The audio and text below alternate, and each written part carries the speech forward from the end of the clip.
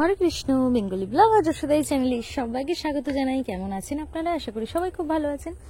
শ্রীধাম গুরুকুঞ্জ আশ্রমে আমরা সবাই ভালো রয়েছি। তো আমরা সকাল সকাল রেডি হয়ে গেছি। কেন বলুন তো? আমরা সকাল সকাল আজকে যাব হচ্ছে ঘাটাল প্রণয়দের বাড়িতে। প্রণয় ভাই আমাদের আশ্রমে থাকেন, আপনারা সকলেই জানেন। তো ওদের বাড়িতেই আজকে কিন্তু যাওয়ার কথা। তো বিষয়টা হচ্ছে ওনাদের মন্দির প্রতিষ্ঠা। তো সেই জন্য বাবা যাবেন হরিকথা বলতে, আর আমরা সবাই শুনতে যাব। তো এই জন্য আমিও রেডি হয়ে গেছি, বাবাও রেডি হয়ে গেছে, এই যে ক্যামেরাম্যান ভাইও রেডি হয়ে গেছে। আর এখানে এই যে আমগুলো দেখুন কি অবস্থা হয়েছে। এই গাছটাতে ছোট বড় মেজো সেজো সব রকম আম রয়েছে, মানে একদম মুকুল থেকে শুরু করে একদম পাকা আম অব্দি কিন্তু এই গাছটাতে রয়েছে। তো সেই কারণে গাছের আমগুলো কেমন যেন একটা হয়ে গেছে, দেখুন শিলা পড়ার মতো ব্যাপারটা হয়ে গেছে।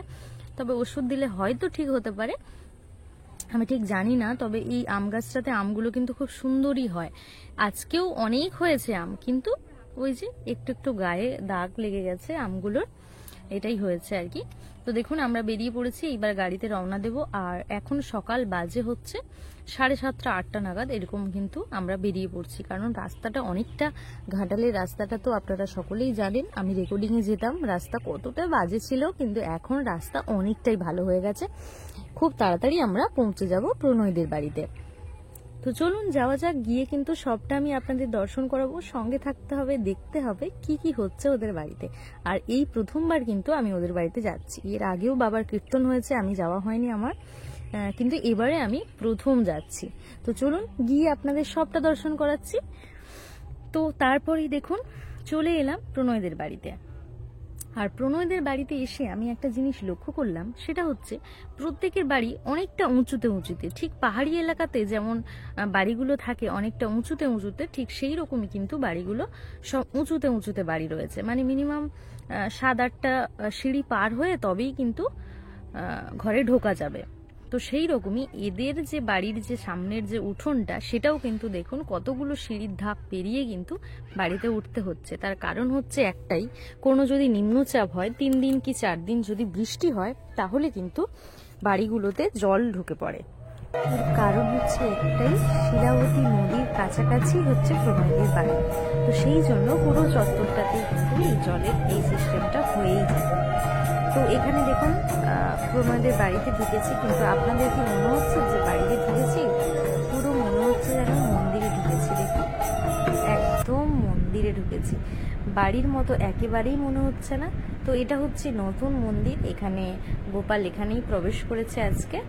তো এখানে তারই প্রতিষ্ঠা হচ্ছে। এখানে গোবিন্দ প্রভু প্রণয় দুজন মিলেই কিন্তু এখানে যজ্ঞ চলছে, তারপর হরিকথা হবে। তো সবটা আমি আপনাদের দর্শন করাচ্ছি, আপনারা একে একে সবকিছু দর্শন করতে থাকুন।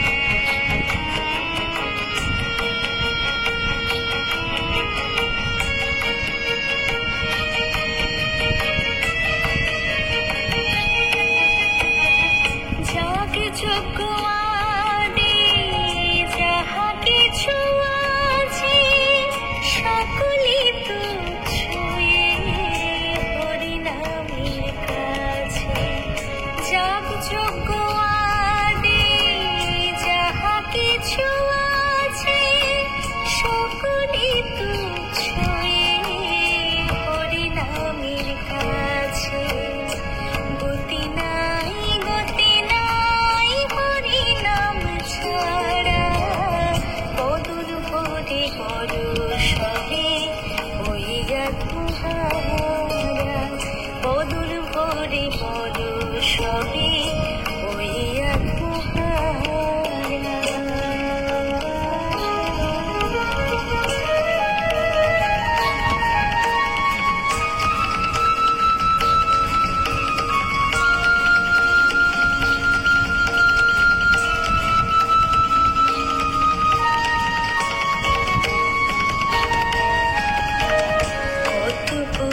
কত ব্রত কত উপাসনা হরি নামে যোগের কাছে নাহি কো তুলনা।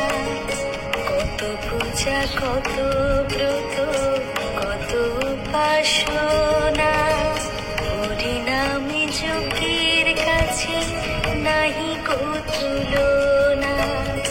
আর কত দিনে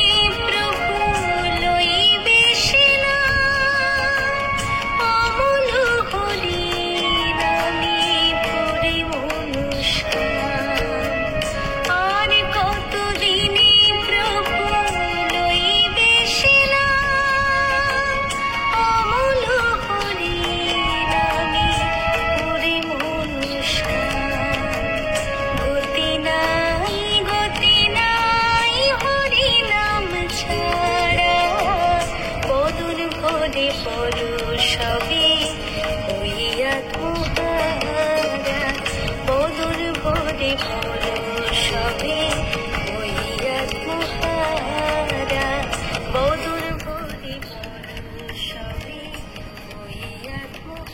আত্মহারা বদর ভরে পদ সবে ওই আত্মহারা বদর ভরে পদ সবে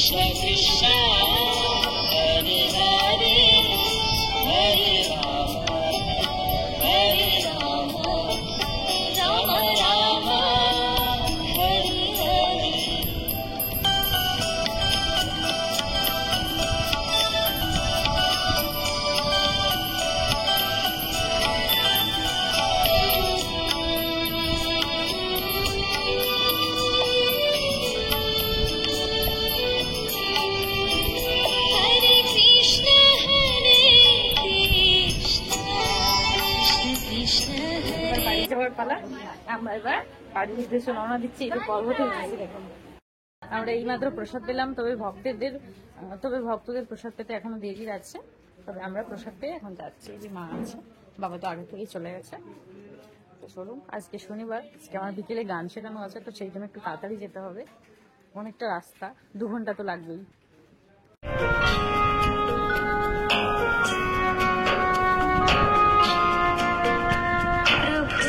সকলে তোমার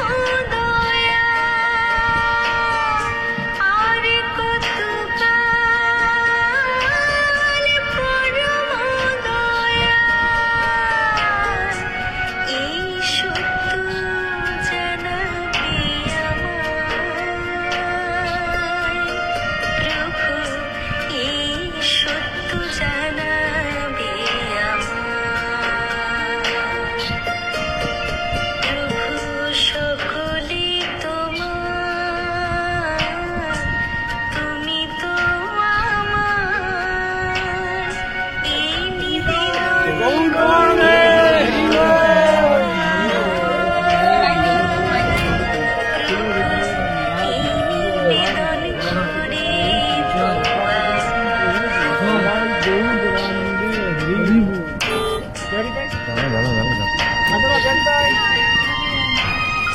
জয় গৌর বন্দে হরি গো।